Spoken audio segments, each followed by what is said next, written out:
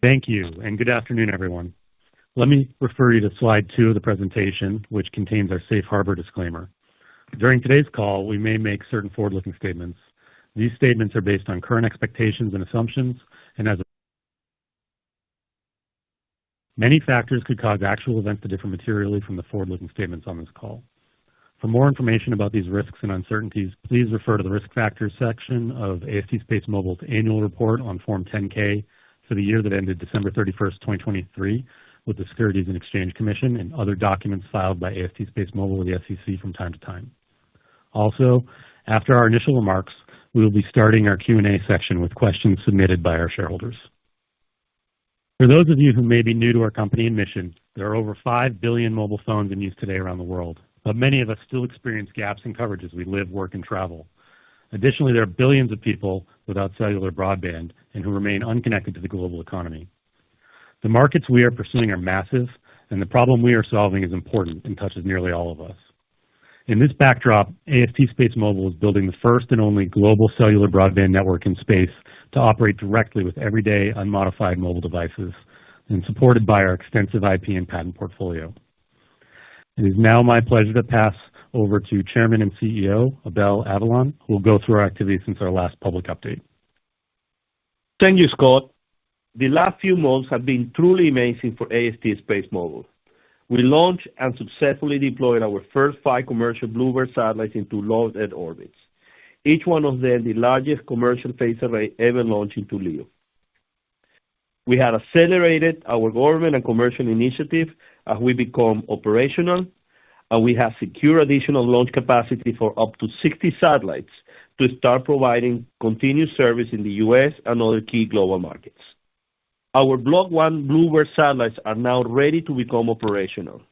Their sheer size and capacity is a unique advantage and a clear differentiator for our network ability to deliver cellular broadband coverage globally. In the United States, we plan to do this with more than 5,600 cells on premium low-band spectrum, targeting close to 100% nationwide coverage supported by our initial 5 satellites on a non-continuous basis. The ability to successfully unfold these largest ever satellites is rooted in our innovative design and our 95% vertical integration strategy, which is supported by our deep and extensive portfolio of patents in the field of direct-to-device, a market that we pioneered and invented. With our Block 1 BlueBird in orbit, we're now moving forward with the ongoing integration with our partner networks. In the United States, we also filed our Spatial Temporary Authority request with the FCC, under we plan to begin beta services in the United States for AT&T and Verizon. Our partners will have the full capabilities of our satellites on a non-continuous basis across all United States and other key markets globally. On the ASIC front, we achieved initial validation of our novel AST 5000 chip. This represents a competitive advantage developed over 5 years, equivalent to 150 man-years and approximately $45 million of development costs. Our next generation Block 2 BlueBird, powered by our ASIC, are expected to support up to 10,000 MHz of processing bandwidth, a 10-time improvement of our current processing bandwidth from each Block 1 satellite. Today, we're also announcing new launch service agreement with Blue Origin and SpaceX for the launch of up to approximately 60 satellites from the Cape Canaveral, Florida Space Force Station during 25 and 26. These new agreements in place, AST SpaceMobile has secured launch capacity to ultimately deliver continuous space-based cellular broadband service coverage in key markets, including United States, Europe, Japan, the US government, and other strategic markets globally. Blue Origin's launch vehicle, New Glenn, offers a 7-meter fairing enabling twice the payload volume of 5-meter class commercial launch systems, as is well suited to launch up to 8 of the largest ever Block 2 satellites. The New Glenn launch vehicle is planned to become operational this year. Alongside Blue Origin and SpaceX, we're also planning our next launch with ISRO out of India, who we previously used for the launch of our Blue Walker 1. Taking all together, the launch agreements with these three providers and likely others as well in the future give us increased confidence that we can achieve our network deployment goals. Additionally, we have recorded several new wins in the government business.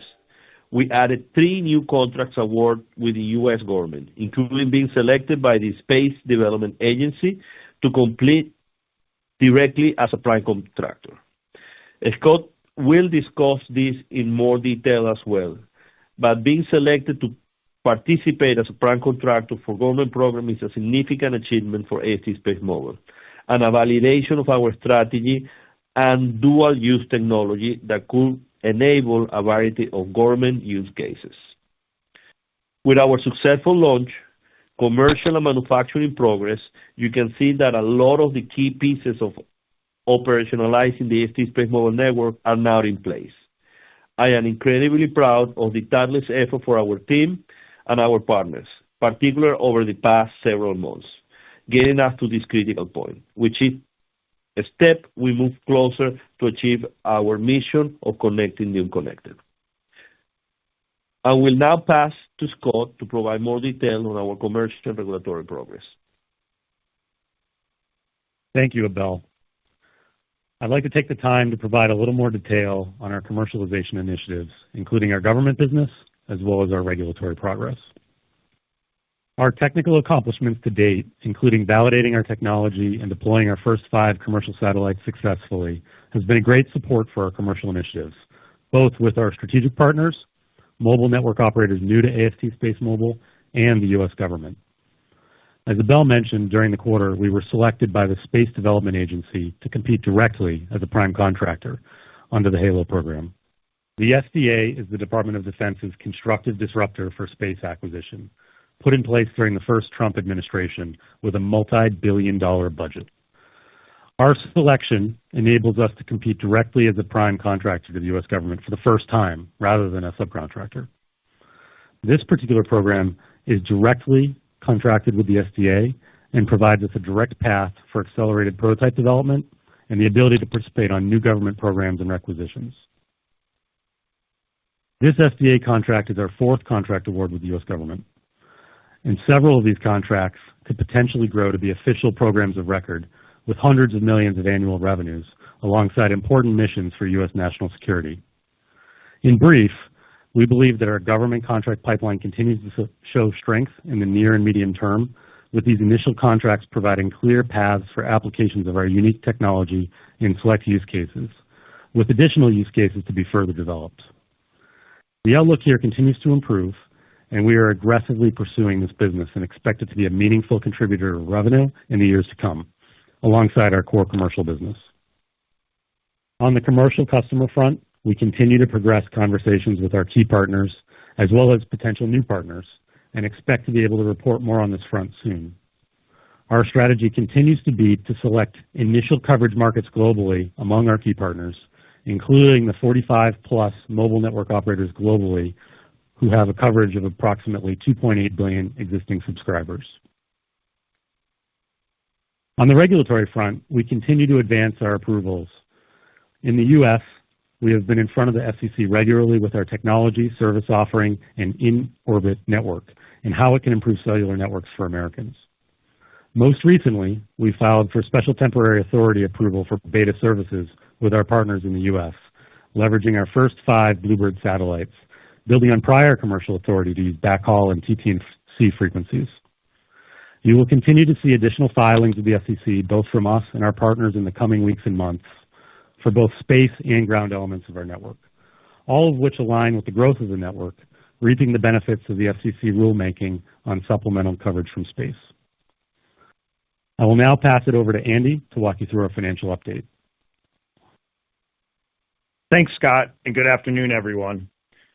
The third quarter of 2024 at AST SpaceMobile marked the beginning of our critical transition from a space-based cellular broadband company at R&D stage to a full-fledged commercial operating company. We've begun to scale our manufacturing and launch efforts to accelerate our mission, building the first and only space-based cellular broadband network to close the digital divide by connecting the unconnected.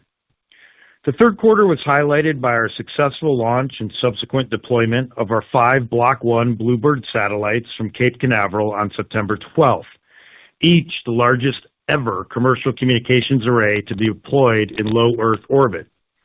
I appreciated the opportunity your wife's worth to a meet lot many of more. our investors and other Absolutely, your stakeholders at wife's that worth a event lot more. as they shared in the excitement of the launch.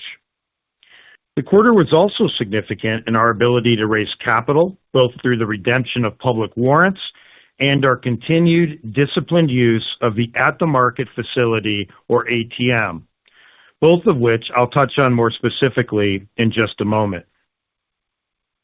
Moving to slide 9, let's review the key operating metrics for the third quarter. On the first chart, we see for the third quarter of 2024, we had non-GAAP adjusted cash operating expenses of $45.3 million versus $34.6 million in the second quarter. Non-GAAP adjusted operating expenses excludes certain non-cash operating costs, including depreciation and amortization and stock-based compensation.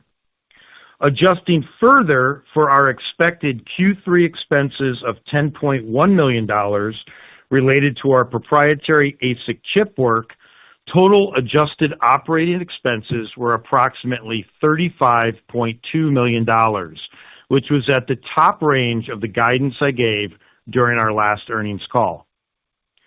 Operating expenses, excluding the ASIC expense, were up just slightly quarter over quarter, primarily due to one-time items of $1.7 million associated with our Block 1 launch that included certain bonus payments and launch event costs. Turning towards the second chart on this page, our capital expenditures for the third quarter of 2024 were $26.5 million versus $21.2 million for the second quarter of 2024. The figure was made up of capitalized direct materials and labor for our Bluebird satellites and additional facility and production equipment for our 185,000 square foot assembly, integration, and test facilities in Midland, Texas. As expected, capital expenditures trended upward in connection with the ramping of our Block 2 Bluebird satellite production. And on the final chart on the slide, we ended the third quarter with $518.9 million in cash, up from $287.6 million at the end of the second quarter, bringing our cash balance above $500 million for the first time. This significant increase in our cash balance from recent prior periods is important for us in providing the ability and the flexibility to move quickly on our strategic objectives, including securing the launch agreements we announced today.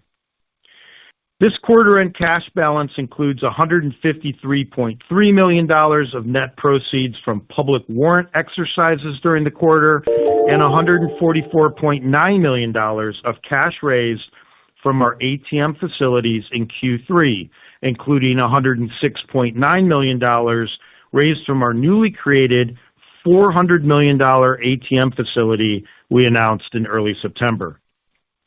As Abel and Scott detailed, during the early fourth quarter, we secured launch contracts with providers to enable us to launch up to approximately 45 Block 2 Bluebird satellites, with options for additional launch vehicles up to approximately 60 Block 2 Bluebird satellites through 2025 and 2026.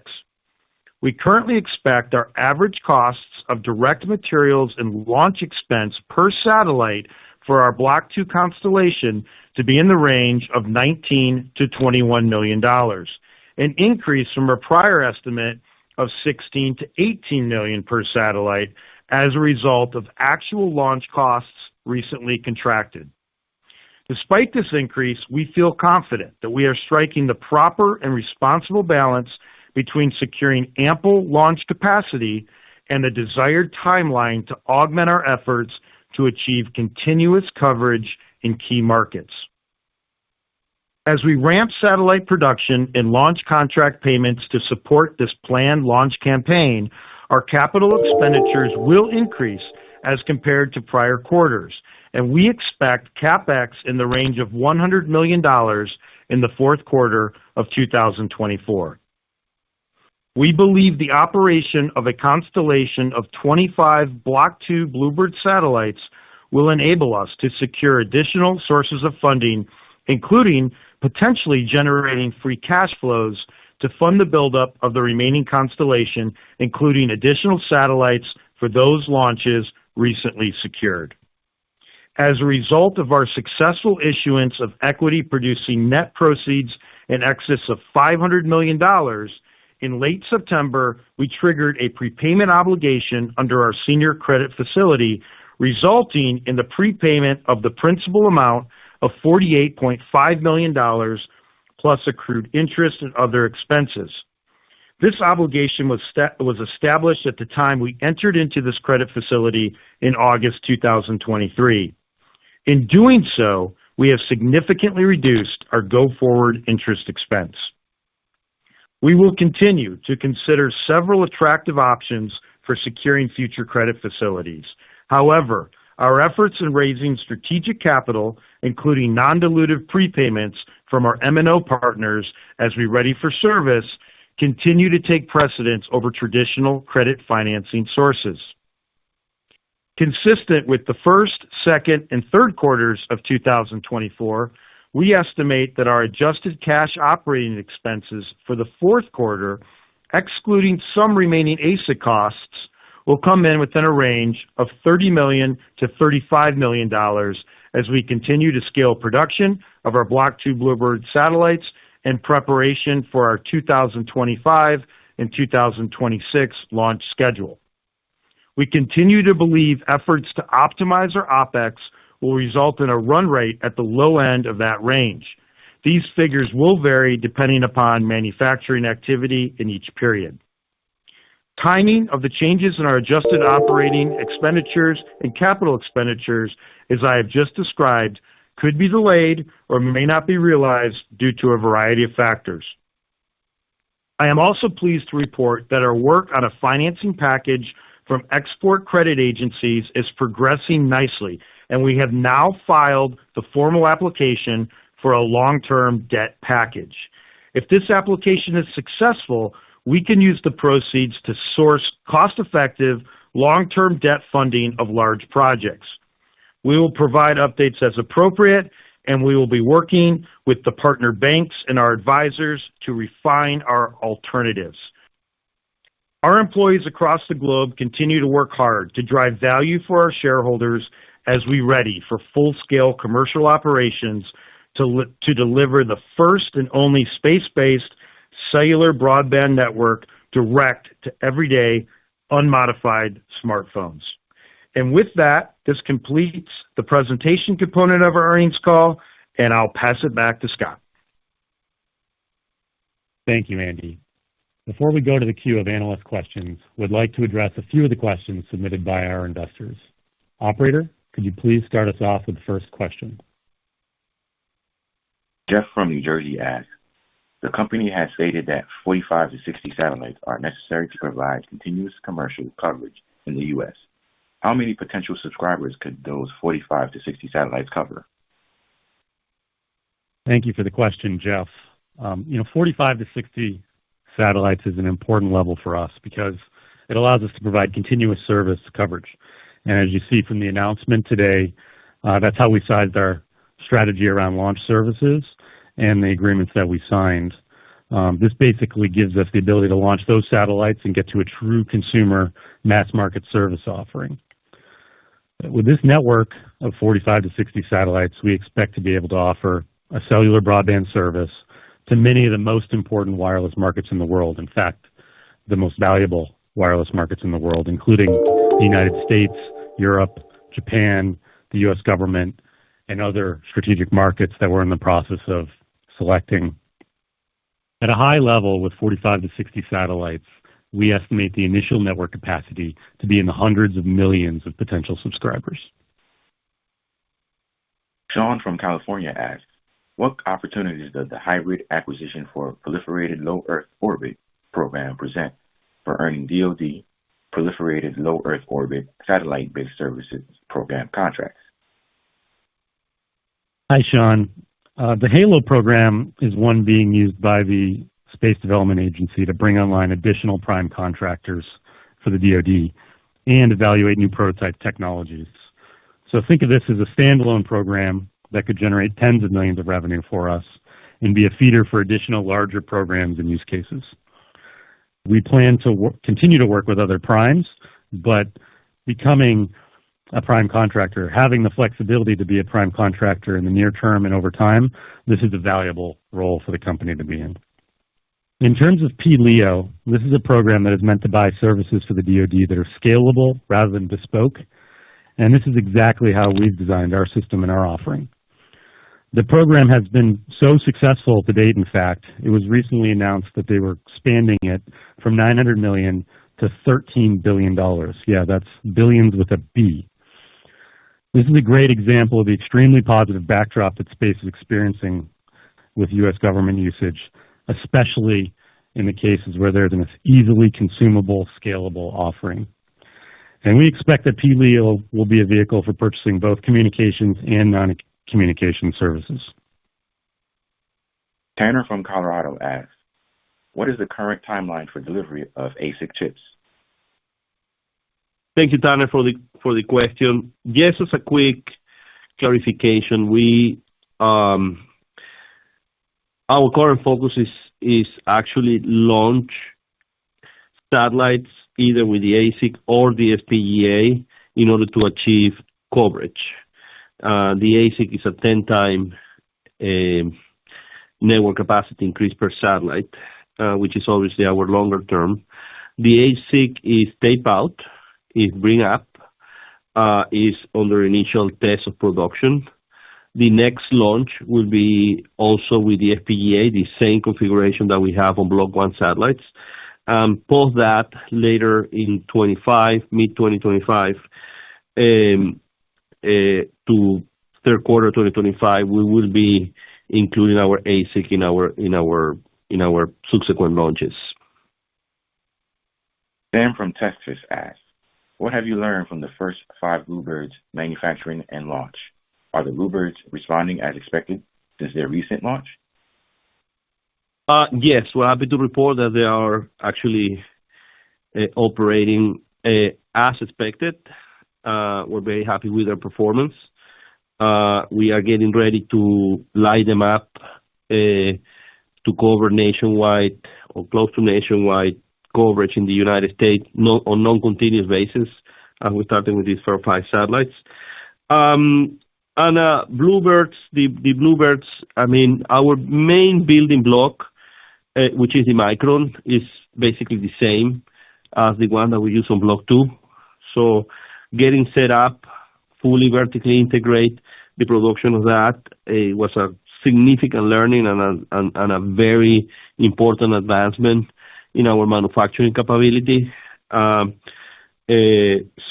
that had helped us to set up our lines and our production lines for Block 2 on the most important part of the satellite, which is the building blocks of them, which are the micros. The other aspect, which is very important, and we have progress, is that we're integrating with these 5 satellites, we're integrating into the core network of our network partners. So we are becoming part of their systems, including the core, and integrating that to our satellite network is not a trivial task. And that's something that we're doing with all major operators that we had agreements and are going to be starting using our satellites a part of Block 1. The other one, which is not trivial, it is on Blue Walker 3, the operation of the satellite were very manual, with a lot of people intervention to fly them. These new satellites are fully autonomous. They fly autonomously. So they transmit and broadcast or broadband autonomously, and that's also something that having that integrated into Block 1 translate immediately into Block 2. So a lot of lessons learned. We're in the business that you learn by doing, and having been built and flying the largest ever objects that are into low Earth orbit is a significant achievement and obviously a significant learning that stay with the company and move on into the next launches that will start soon here for Block 2. And with that, I'd like to thank our shareholders for submitting those questions. Operator, let's open the call to analyst questions now. Thank you. We will now be conducting a live question and answer session. If you would like to ask a question, please press star one on your telephone keypad. A confirmation tone will indicate your line is in the question queue. You may press star two to remove your question from the queue. For participants using speaker equipment, it may be necessary to pick up the handset before pressing the star keys. One moment, please, while we poll for questions. Our first question comes from the line of Mike Crawford with B. Riley Securities. Please proceed with your question. Thank you. Could you talk about what you're doing in Midland now to scale production, how long it takes to build a Block 1 or a Block 2 satellite today, and what that timeframe might look like once you scale up to more forward production? Hey, Mike, how are you? Good. In Midland, we basically have scale up to have the ability to produce the microns that are required for Block 2, and then basically meet our target of 60 satellites during 25 and 26. We have done the vast majority of all the investment required for that, and basically the same technology that we did launch in Block 1, it will be what it will be used on Block 2 satellites as it relate to the microns for the subsequent Block 2 satellites. So they're basically the same microns, the same infrastructure for the next few launches using our current micron that is successfully operating now in Block 1. Okay, thank you. Just one more from me. One of your strategic partners, Rakuten, in its third quarter results presentation, specifically stated that they aim to provide nationwide coverage with AST SpaceMobile starting in 2026. When should we expect to see a definitive agreement with Rakuten? We have an agreement with Rakuten already. They are an investor and a network operator. We are also working very hard with them in other in-country applications for the Japanese market. But we are already fully engaged with them, and we are slotting them to be one of the first markets after the United States, Europe, and Japan. Okay, thank you very much. Thank you. Our next question comes from the line of Chris Scholl with UBS. Please proceed with your question. Great, thank you. Just to follow up on the launch services agreement, any color you can give on the cadence for the 60 satellites potentially being launched? And is it fair to assume it will be back-end loaded? And I believe the New Glenn rocket had been delayed previously. Can you just talk through what gives you confidence you will not see further delays and your backup options in the event New Glenn falls behind schedule? Thank you. Yes, I mean, as you notice, I mean, what we announced is a multi-launch agreement with multiple partners, including SpaceX, ISRO, and the New Glenn from Blue Origin. We had the ability to actually stack multiple satellites all the way to 8 in the New Glenn, which is roughly double what is possible in the Falcon 9. New Glenn, it is ready to launch this year, and we're working with them in basically accelerating our launch campaign in order to take advantage of the large fairing and the ability to stack a significant number of satellites, as I said, up to 8 with them. So the cadence will be probably 1, 4, 4, 8, 8, 8 till we get to 60. And the new Glen is designed to be reused 25 times, and the multitude of them being built, and with the first one scheduled to actually be this year. Great, thank you for that. And if I can just spin one more, any thoughts on how space policy or regulation could evolve under the new administration? Appreciate it's still early days, but would love to hear potential impacts you're thinking about for your business. Thank you. Well, we believe that this coming administration will maintain what it did in the first administration, where the SDA was created, a lot of funding into space was granted. We believe that it will be an environment of growth for the space sector, and we solve a major problem, which is the ability to provide broadband connectivity in every corner of the United States. That is a bipartisan mission, and we think that there will be a significant support for that initiative in the incoming administration. We also believe that our government opportunities become more relevant, and we see a very good path here. And that's basically what we saw happen in the first administration from 4 years ago. Great. Thank you very much. Thank you. Our next question comes from the line of Chris Quilty with Quilty Space. Please proceed with your question. Thanks, Scott. I think in the script you mentioned the potential government revenues in the hundreds of millions of dollars. Was that? I apologise for their audio. It's not anything to do with me, I'm afraid. It's boosted to the maximum level. Hey, Chris. Those are, that was a general sizing over time, right? But it speaks to the contracts we've received. So there's 4 contracts awards now, and some of those we think are, phased contracts that have a path over time to getting to programs of record, to getting to those large figures. And that would be, these are all, primarily services contracts that we contemplate, although, we have the ability to sell satellites over time, I suppose. But primarily we are, in the services business. We're a manufacturer, and we make these technologies operational for the U.S. government and for our commercial partners. Understand, and it's turned out that the ground networks are often the lowest component of any sort of a network build out. Is it fair to assume there would have to be a bespoke government ground system, or could the government use it with existing infrastructure?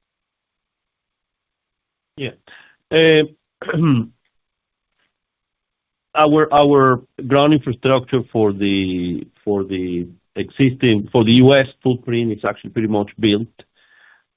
We are not limited to disclose how the government access our network of satellites. What I will say, they have been using our satellites. They have been testing what they can do with them, and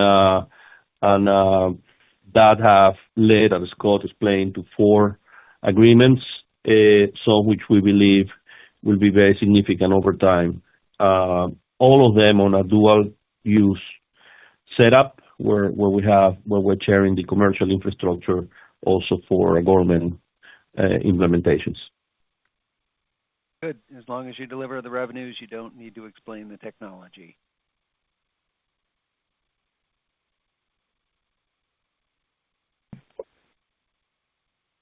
I apologize for their low audio.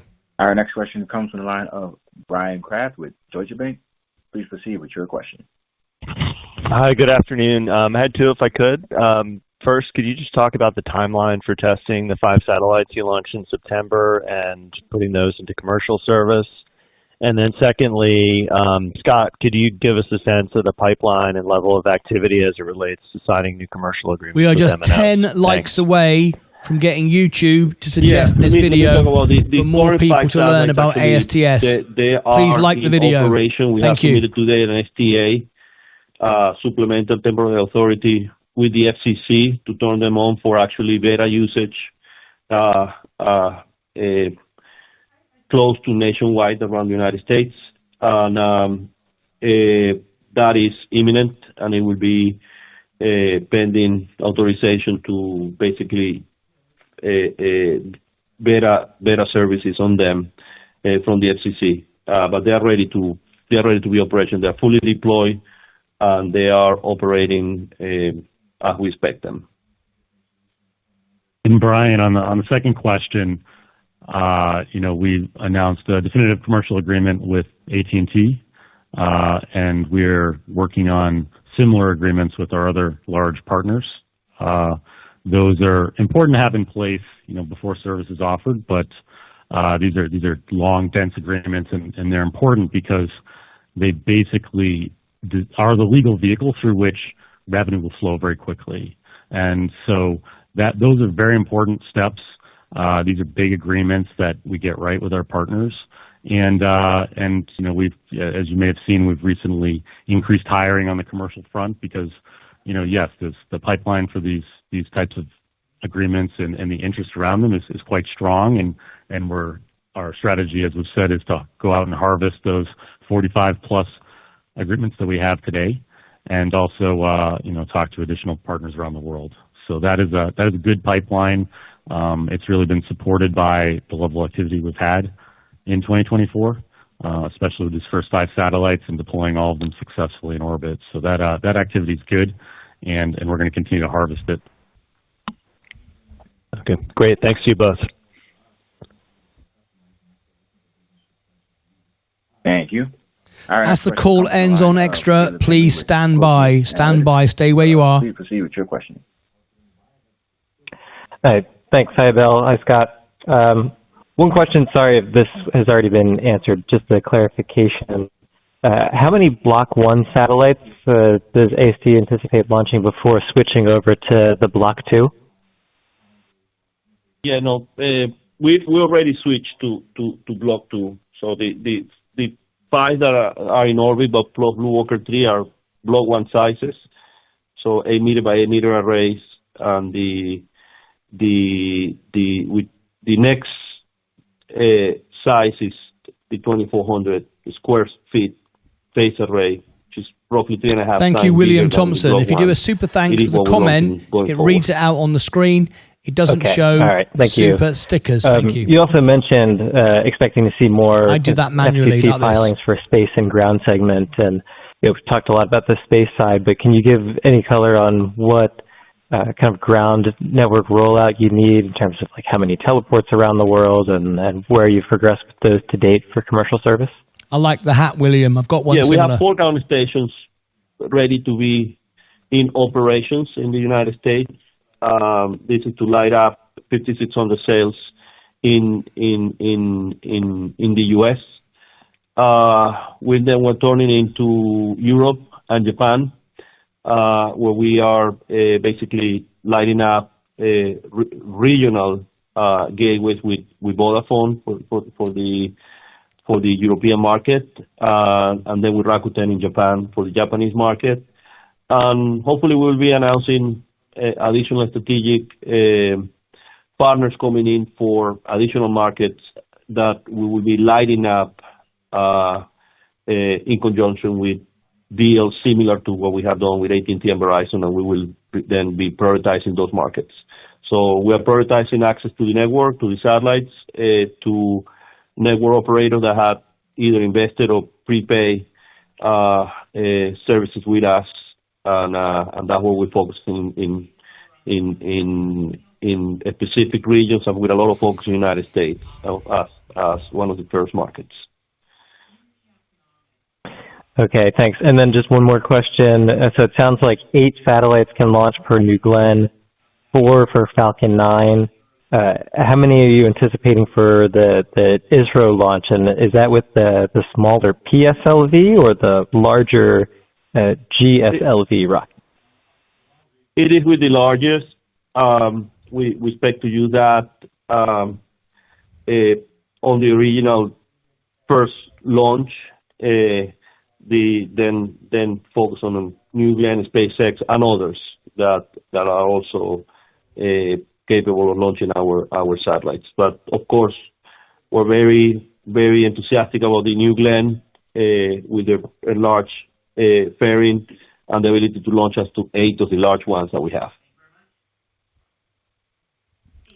All right. Thanks, guys. Thank you.